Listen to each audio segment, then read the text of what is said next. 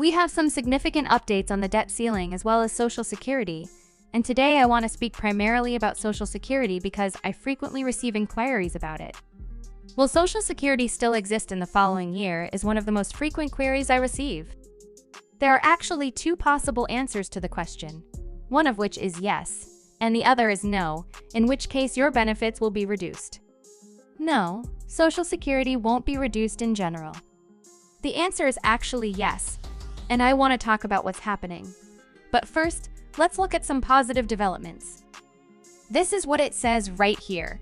Speaker Kevin McCarthy and President Biden are currently negotiating a debt ceiling increase, and McCarthy claims that a deal could be reached this week. So what does this mean?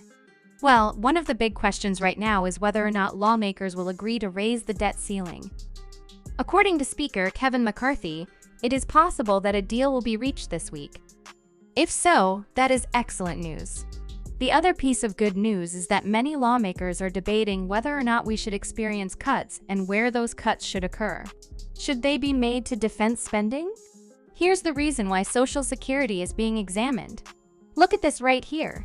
It states that the GOP proposal to raise the debt ceiling would force Americans to rely on Social Security. Could they come from border security? Could they come from social programs like Medicaid and SNAP benefits and things like that? Well, that's where all these question marks start to arise. The White House responds. Well, what do they mean? What do they mean by this? And how would this actually increase cost? Well, look at this. The Office of Management and Budget released a memo outlining the effects of the GOP debt ceiling plan. Security and Medicare will have to wait longer to receive assistance, and college will cost more. Speaker Kevin McCarthy and President Biden are currently debating where Republicans are at where the GOP and where is President Biden. If you don't remember what this was, it was a plan that was passed by the House of Representatives a few weeks ago, but was never going to pass through the Senate. We're currently in a situation where, according to Business Insider, various scenarios could result in a 30% cut to federal programs, which would result in longer wait times for Americans to receive customer service. How can we determine where there is some middle ground? Receiving Medicare and Social Security. We'll read a portion of this article so that you can get a sense of how things stand at the moment. But for now, take a look at this. This is actually from Shalonda Young, who serves as the administrator for the Social Security Administration. It states. Young explains a few scenarios, noting that the GOP bill does not include a line-by-line breakdown of exactly how cuts would be implemented. First, if Republicans leave defense funding, Veterans Affairs, and Homeland Security unaffected, everything else would need to be reduced by 30%. In addition, consumers seeking assistance from Social Security and Medicare offices would expect worse customer service and wait times of at least 2 months longer for disability benefits through Social Security. What does this mean, you ask? Well, let me explain because many people have sent me and one of the biggest concerns that I've recently received is whether we will experience default or whether our payments will stop because, according to this article, and this is what has many people alarmed, this line right here may refer to individuals awaiting disability benefits through. What do you mean by 2 months longer? Well, it's actually quite simple. Let's say you're going to receive Social Security benefits, and it takes you 2 to 3 months to actually qualify.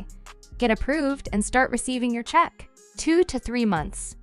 In this case, though, it is taking an additional 2 months. So if it is accepted, it would take you 4 to 5 months to really collect your benefit. Why is this the case? The answer is actually rather straightforward. One of the things they're considering doing at the moment is the GOP plan calls for reverting spending from 2023 levels to 2024 levels, or going back almost 2 years. Since Social Security or the Social Security Administration is currently struggling to cover costs, this would result in a funding reduction of about 23%. Get any funding to open up offices and hire more customer service representatives. Well, guess what if they can't hire more and actually have to fire staff members because they're seeing a decrease in expenses or a decrease in a funding rate, which would mean they have to decrease expenses as well. Well, the problem is that there is a reduction in funding right now. In the event that they already have a backlog, this will just make matters worse. Okay, I'll read you this as well. Shalonda Young claims that if House Republicans decide not to cut military spending, the cuts would be extremely harmful, self-defeating, and unpopular. This is true if they make cuts. These cuts are going to hurt millions and millions of people for Medicaid, for SNAP. Okay, for Social Security, we are going to see all the other programs that the government is currently spending money on. They're going to be cut even more deeply.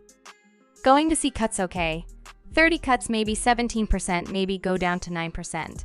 But in order to see 9% cuts across the board, that means military spending would have to see cuts. We'd also have to see cuts to Veterans Affairs and other things like that, so again, it's not a popular situation to be in. And for this reason, some lawmakers are reluctant to vote in favor of it the following year. The GOP House has proposed raising the short-term debt ceiling by, $1.2 trillion or something similar, and extending it until March 2024. I can tell you this time that there are many negotiations taking place, but the key question is whether they will conclude the agreement before June 1. As always, as soon as I learn more, I pledge to keep you informed of all the latest developments. All you have to do is first things first, hit the like and subscribe buttons on this video to ensure that you never miss an update.